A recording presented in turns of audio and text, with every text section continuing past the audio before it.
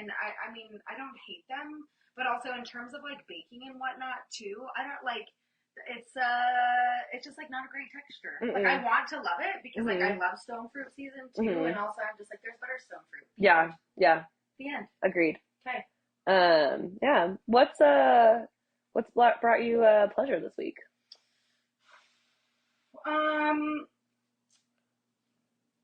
I think, like I said earlier, just watching Maddox fawn over his big sister, you know, and they're like at that age where it's not always fun, right? And they like want to strangle one another, but for the most part, he's just like so soft on her and wants to like love on her, and like you can really, he's always been like a soft boy, but there's like this really nurturing kind of component that he's like starting to like really express and display, and it's been super sweet. It's really My sweet. partner has been out of town all weekend, and they're both like very aware that he's not around, and so like they want to look at pictures of him, and they want to watch videos of him singing. There was a song that came on Spotify, and Mooney goes, I like it better when Yaya sings this song. Oh, yeah, and so just like lots of softness, which I've like needed this week. And I'm like accessing that through the babies and feeding them and just like watching them be soft on each other. That's sweet. Yeah. What kind of pleasure are you getting into? What kind of pleasure am I getting into without getting like not safe for work on this podcast? Yeah. I will be a slut. Yeah, that's a different conversation. Save that for a different episode. Put that in the box. Save it for later. Something that has brought me pleasure over the past week. It's like maybe a sign that I am a little bit burned out, that I'm having trouble thinking of something. But that's okay. The thing that brought me pleasure this week is queer love. Which, like, duh, what else is new? But, so over the past, like, month, also a thing, okay, we're oversharing on the podcast again. I have been, like, tapering off of Prozac. Yeah. And finally, it happened. Like, okay. I'm 2 weeks of no Prozac, but the past 2 weeks have been like very, very emotional, and I've been crying a lot, which has actually felt really good and cathartic. And it feels really good to have like access to that again, like kind of like with more ease. Yeah. I'm realizing that like a lot of like I had been taking Prozac since January of 2019, and it has definitely like kind of just like dampened my emotional capacity. Like it just feels like I've been a little bit more monotonous than I usually am. But I kind of thought that I was like, well, if it's either this or like crippling anxiety and I can't leave the house. I have to have a one or the other. It's either that or like my intrusive thoughts are so overwhelming that I cry in the bathtub on a daily basis. So Ava's like clenching her jaw so hard right now for those of you who can't see. But so I've been like very like quick to tear up, and it's actually felt really nice. But I teared up at our favorite brewery the other day because I saw a post that like people who I really love are engaged, and they got engaged when they were like hosting a restaurant pop-up, and it was just like really sweet. It was like all of our favorite things wrapped into one thing. Yeah, and it just like really is, I think especially right now, seeing like very loud displays of like queer love, especially like queer like non-white love too. Yeah. I think is just like really, really special to be able to witness. Agreed. And I just like really love. And I feel like I have not had, like, I feel like I'm regaining access to that part of me that's just like a total crybaby and like turns into a puddle in the face of like big love. Yeah. And I'm really like delighted to see that returning. Yeah. Yeah, that feels really good. I love love too. Yeah, I just like, I love it so much. I do too. Shamelessly. Yeah, like when I see people like loving on each other, I feel like, you know, a lot of people have that 13-year-old response where it's like, ew! And I'm just like, yes, love! It's like humanity is restored, you know? And like that's something that I even want for like the kids to you know, like Mooney gets like a little like blushy or kind of like, you know, but like I remember hard segue, but like I remember watching my mom like be loved on by men and how it would that's totally different context and like how it would make my stomach turn and like it wasn't a ew gross, it was like a ew I want to fucking punch you kind of a thing. And so I love that, you know, she gets to witness you and Uncle Liam and me and Yaya and, you know, Christina and Andrew. Like, I love that she gets to watch all of these, like, big displays of not just love, but especially queer love. Any fucking ways. Yeah. Here we are. You want to do, like, a real hard, awkward segue into the actual show itself? Yeah. Let's get into it. Beep. Hold, please. Hard left. Anyways. So anyways, today we wanted to talk about, bodies. We want to talk about your body. I really like your body. That's, you know, that TikTok sound? Yeah, I do. Yeah. Now we're dancing. Now we're sit dancing. Yep. I wish you guys could be. Yeah. Ooh, this actually feels really nice on my hip flexors. All right. Okay. Our meds haven't kicked in yet this morning, in case anybody can't tell. Anyways, we're accessing pleasure and food now in a different way and space. Yeah. Okay. So we wanted to talk today about bodies and the way that our relationship with our bodies has impacted our relationship with food over the years and vice versa, and like how it kind of exists now. So, with that, Ava, tell us about your body. Let me hear about show me your body.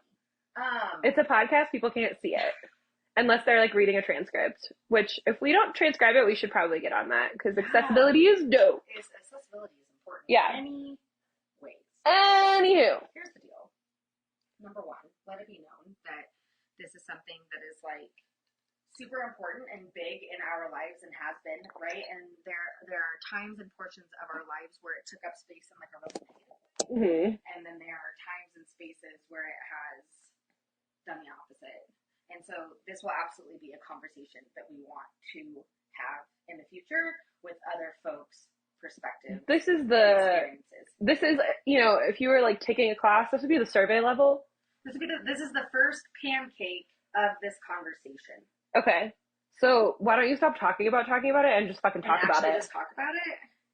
I have written fairly extensively about my relationship with food and how I was raised and my body.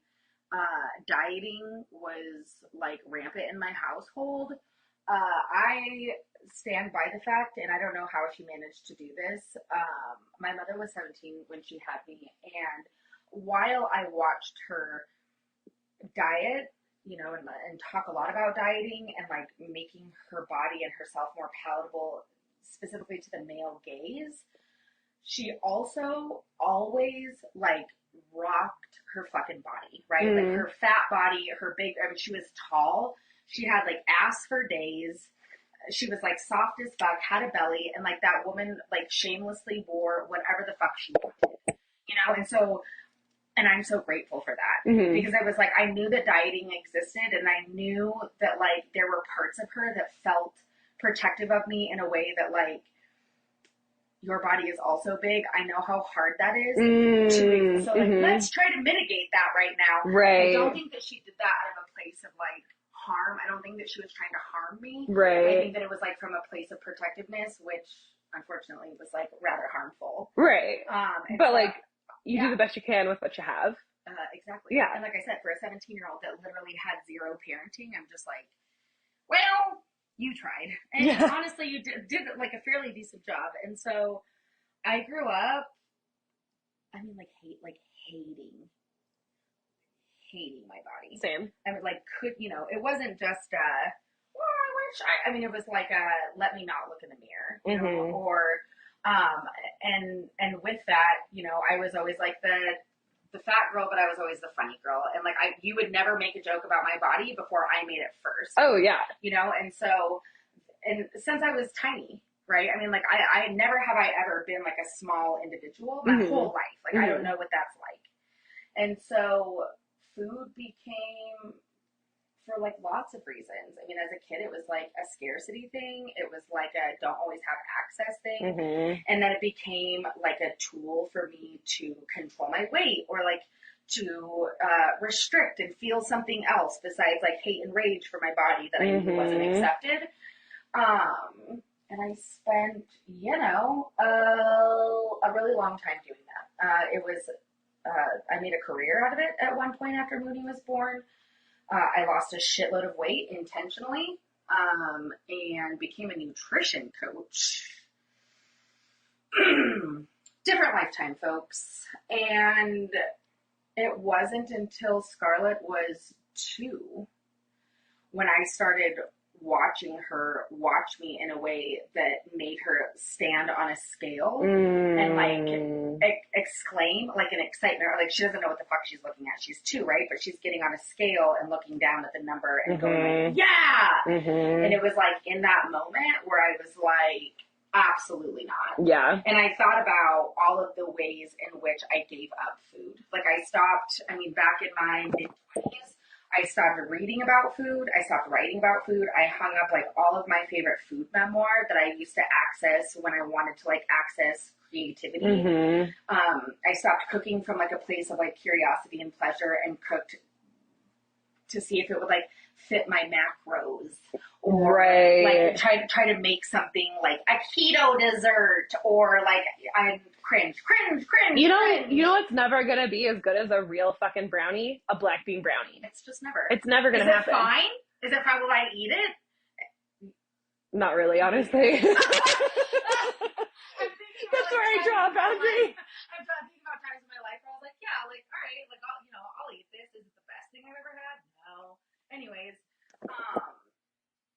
I lost so much fucking pleasure in so many ways outside of just being fucking starving, okay? Like, let's just be honest. Yeah. Outside of just literally being hungry, I gave up so many of the things that I absolutely loved and brought me so much joy and pleasure in the name of, like, reducing and shrinking my body. Right.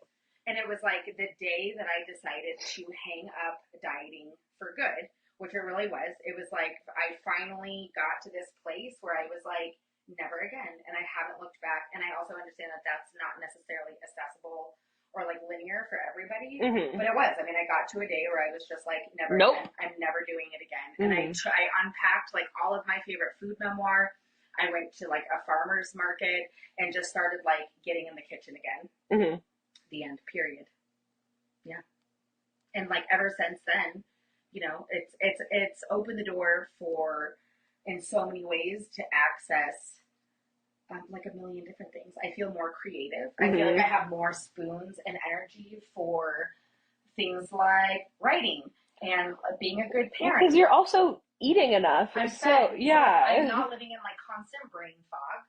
And also, you know, when you dedicate your life to dieting in that way and to weighing out your peanut butter throughout the entire, I mean, when I look back on that, that's literally all I did. It was like keep Mooney alive, okay, and like make sure that all of my food is weighed out, and then if I like eat something that wasn't already logged into my MyFitnessPal for the day, make sure to like go back and retract things and like how am I gonna fit the rest of my, you know what I'm saying? I mean, it was literally like a fucking job, like an additional job that made me so miserable. So I like hung that hat up, and ever since then, you know, it was like a very like there's like a line of demarcation in your timeline where it's like in the before time, nope, and the after time. Yeah. And since then, you know, I had absolutely gained weight that I needed to gain. Right. Weight that I feel, and here's the deal that I make known is, you know, folks are like, how, you know, like, how do you love your body? And I'm like, to be abundantly clear, like, there are things that I can access now. It's not necessarily from a place of love. it's like from a place of acceptance. Mm-hmm. You know, like I'm not staring at my body every morning and going like, I'm in love with you every waking moment. I'm really grateful for my body. Mm-hmm. But there's also